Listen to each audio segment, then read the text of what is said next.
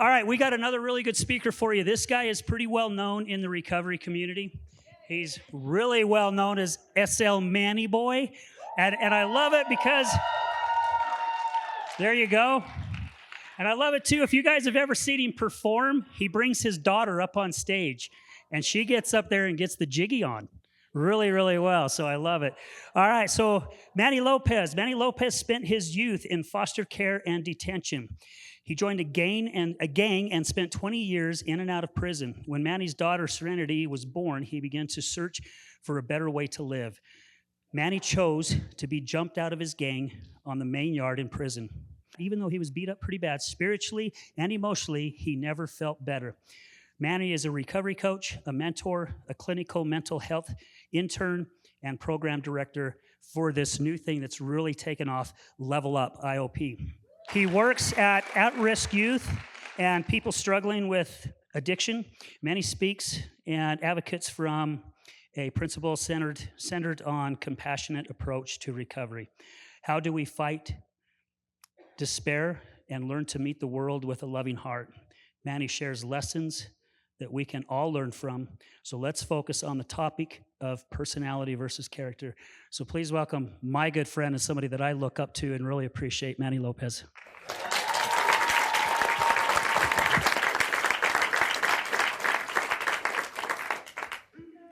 What's up, y'all?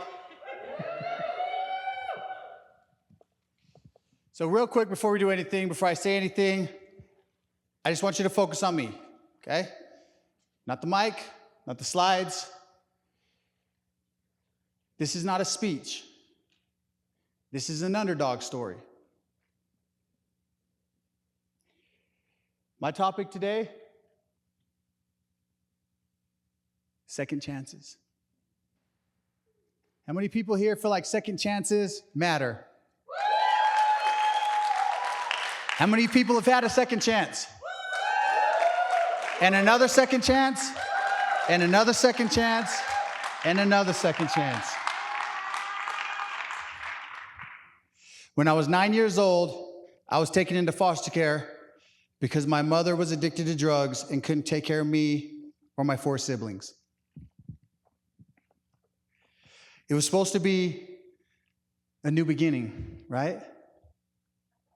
However, a lot of the foster care homes that I was in, I dealt with a lot of abuse. Mental, physical, emotional abuse.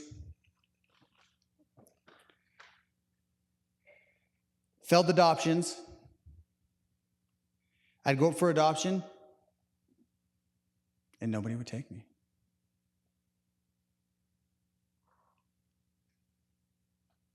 See this?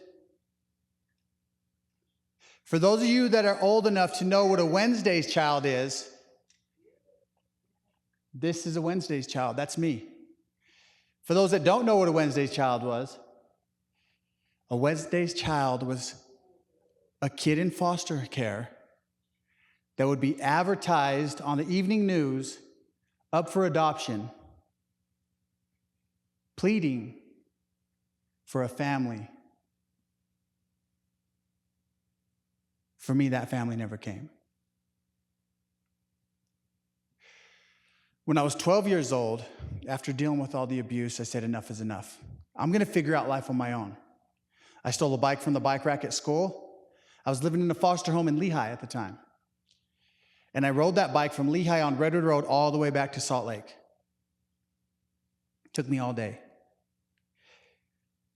Now, I've always been pretty good with directions. I've always been pretty good with numbers. And so I knew about where my grandmother lived, and I remembered her phone number. And I called and they asked for my mother, and my mother was there. Now, during this time that I was in foster care, my mother had continued her drug use, continued her codependency and toxic relationships. And so I went right back into that. I started using with my mom. I was homeless a lot of the time. I slept on park benches. I ate out of trash cans.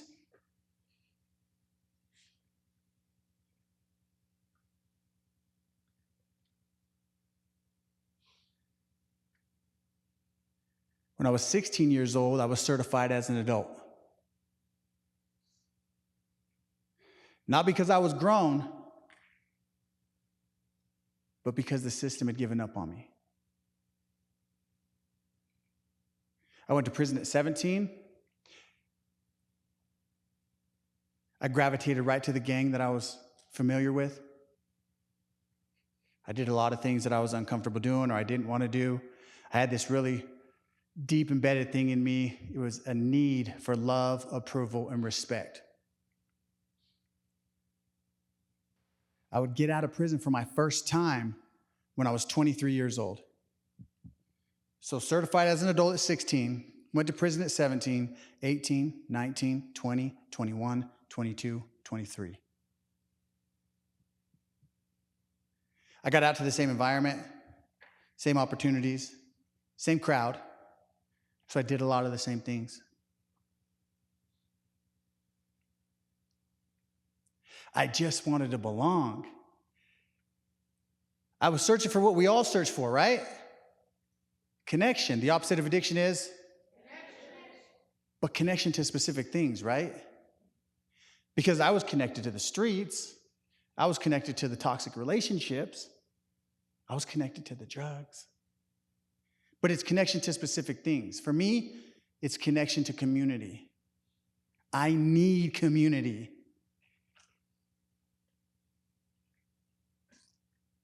And so I would continue to go in and out of prison. In and out of prison. In and out of prison. I'd get out, I'd go right back. I'd get out, I'd go right back. Mugshot after mugshot after mugshot.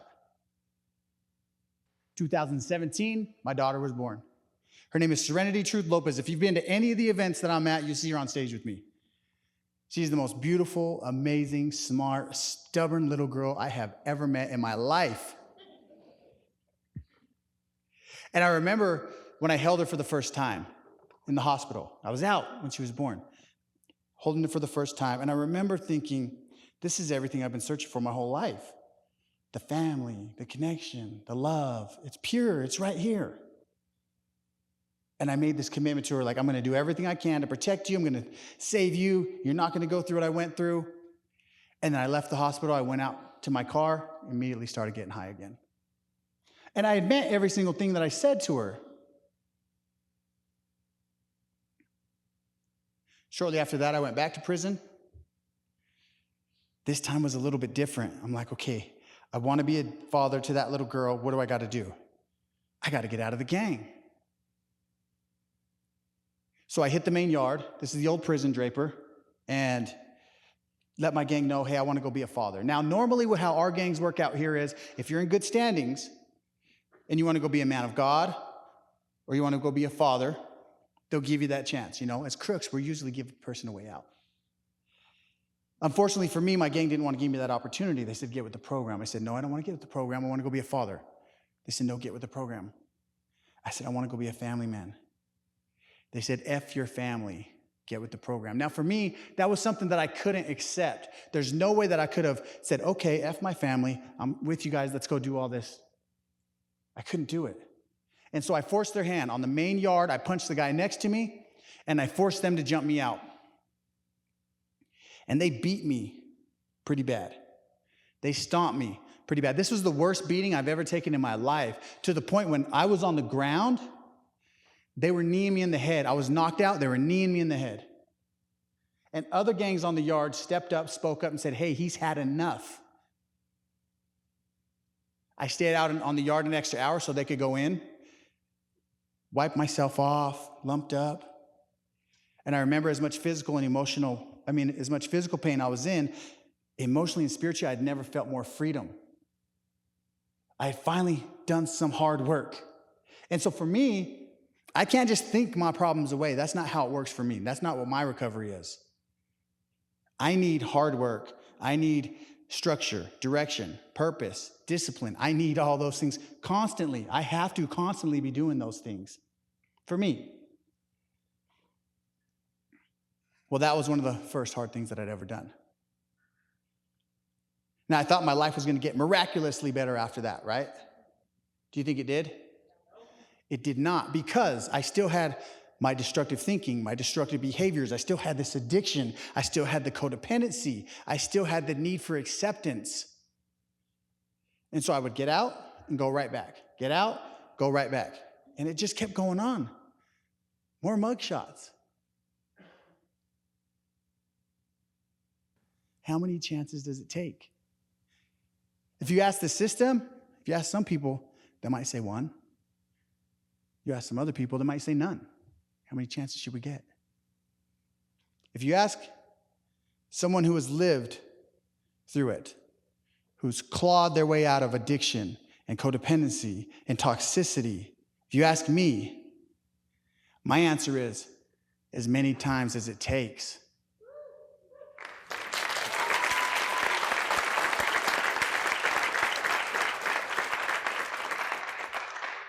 In 2019, I met the woman that I go on to marry. And I met her in a motel room. She was selling drugs. I like drugs. And I was immediately attracted to her because I can recognize now she was damaged just like me. My codependency was so extreme, get this, so extreme that I would go on the run from the halfway house to spend one night with her, knowing the next day I was going back to prison.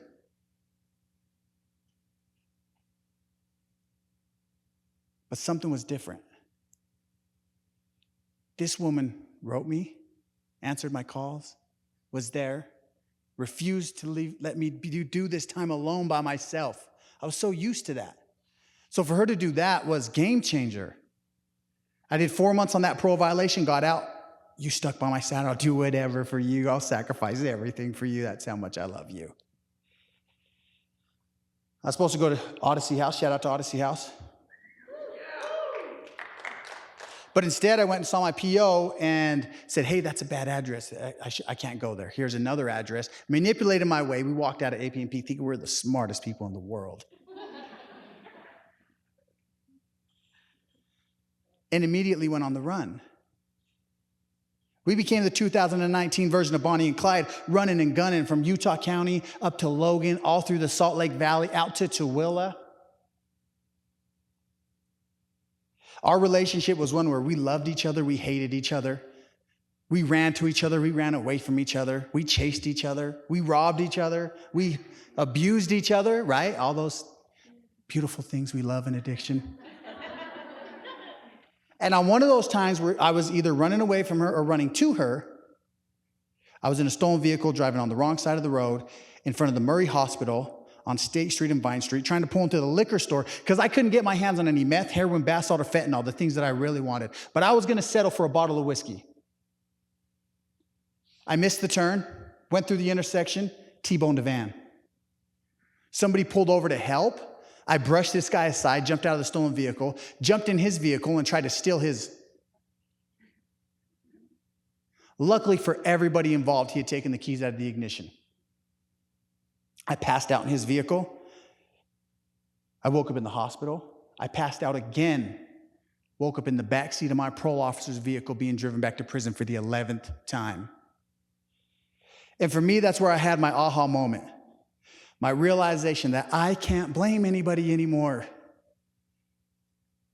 I finally took accountability for once in my life. I couldn't blame the foster care system. I couldn't blame my mom for not being a mother. I couldn't blame my dad for not being there. I couldn't blame anybody. I couldn't blame my parole officers. I couldn't blame my wife, who wasn't yet my wife.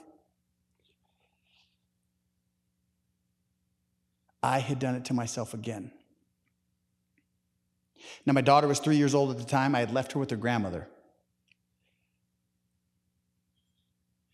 I had become the father that would show up with arms full of gifts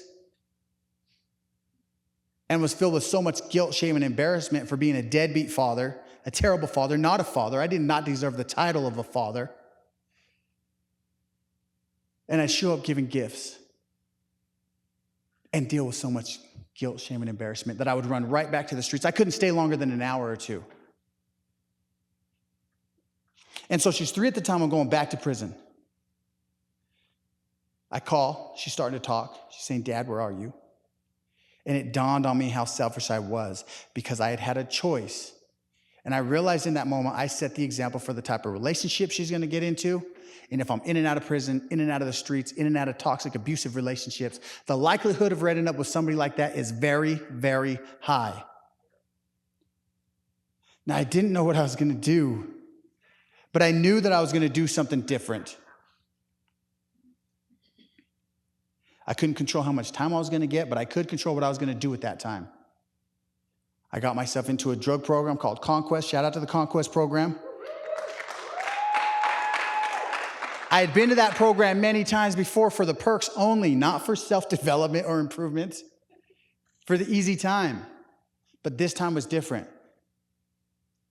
Any self-help book I could get my hands on, I got it, I read it, I devoured it. I was hungry for knowledge, explicit knowledge. I read this book called 7 Habits of Highly Effective People. It is a game changer, was a game changer for me. If you haven't read it, read it and practice it.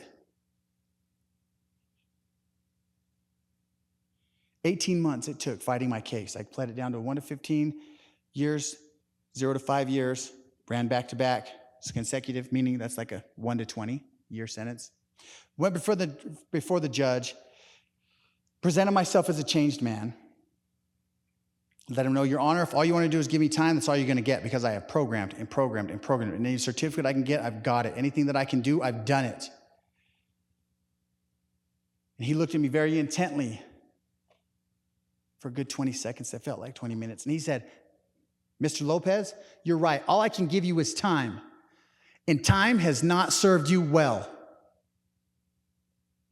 All you've done your whole life is time. So I'm going to send you to prison. My heart sank. He said, but I'm going to suspend the sentence, and I'm going to give you 36 months probation. And like that, my life changed, because somebody I least expected to see anything in me was willing to give me a chance, a second chance. I got out. Beautiful part of this story. The woman I would go on to marry had decided enough was enough for her as well. She went to Odyssey originally, realized she has too much male trauma for Odyssey and needed an all-women's program, got herself into the House of Hope program. Shout out to the House of Hope program.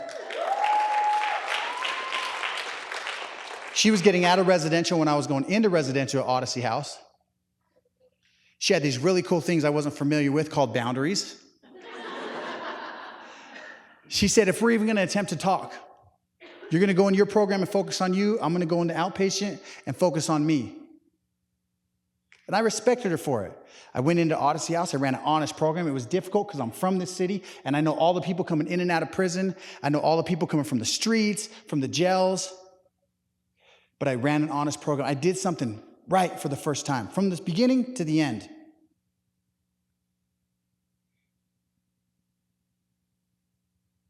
A lot of people didn't like it when I was there. I walked alone for a while in there. I'd walk down the hall as people like, watch out, here comes Manny. And it hurt me so bad. And I learned in that time that I felt loneliness and isolation. That loneliness and isolation is when a caterpillar gets its wings. And I changed the environment of the house. It was a healthy house when I left.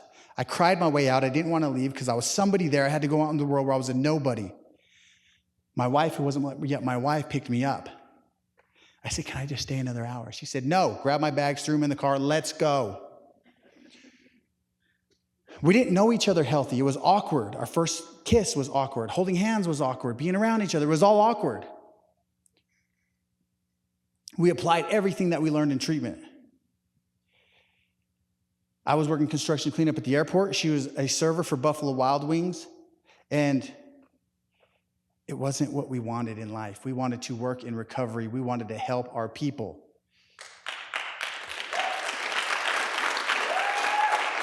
We became certified peer support specialists through USARA. Shout out to USARA. Started shopping ourselves around to different programs. Got an interview at Papillon Integrated Recovery Center. Shout out to Papillon. Started working, started building. We were house managers, got into school, became clinical interns. She just completed her bachelor's, goes into her master's. I'll do mine at the end of this year and go into mine. Therapists. We're going to be therapists. We basically are already, right? Met this really amazing person named Portia Louder. Shout out to Portia Louder. Changed my life. Started this program called Level Up IOP. It was so scary to gamble on myself. But I knew I have so much value. And so when I speak on second chances, I speak on this because, listen, every single one of us has the ability to be a lantern to those that are lost in darkness.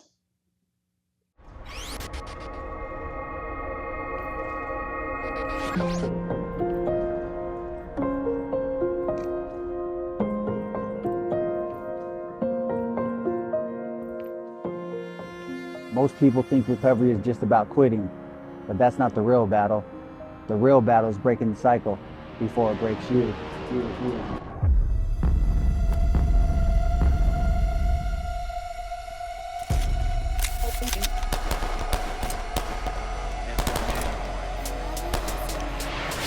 I remember them days.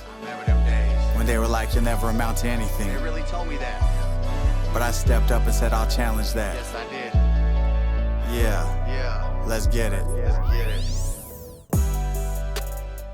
I've been homeless. I've been in toxic relationships. One where I was abusive, and ones where I allowed myself to be abused. I was deep in a cycle that convinced me that there was no way out. At it again, yeah. I'm gonna win, yeah. I'm gonna win. The last time I got locked up, it was my 11th time back in that same cage.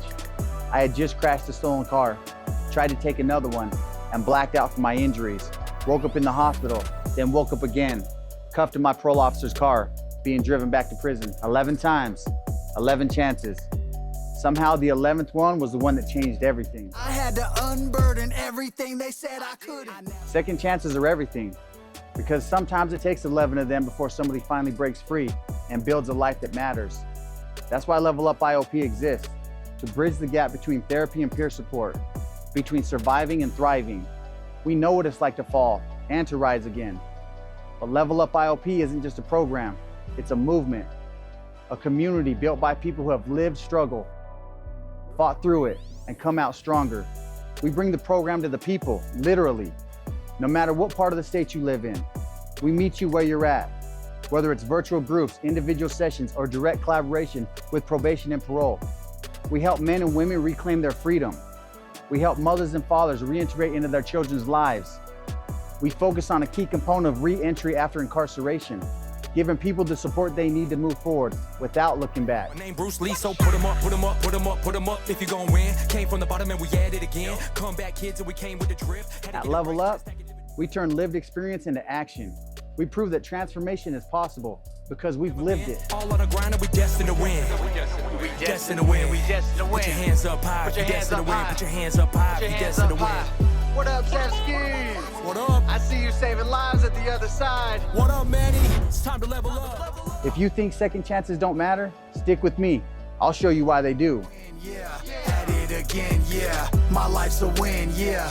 My life's a win, yeah. My life's a win, yeah. At it again, yeah. Demons at night, now I'm breathing. The light found meaning in the This isn't just a program, it's a movement. It's proof that nobody is beyond redemption. Some people only need one chance, some need 11, and some need even more. But you never know, because that 11th chance, that might be the one that helps change the world. And if nobody's told you this today, you matter. This world is a better place because you were in it. And I am so blessed that I get to share space with you. Love y'all.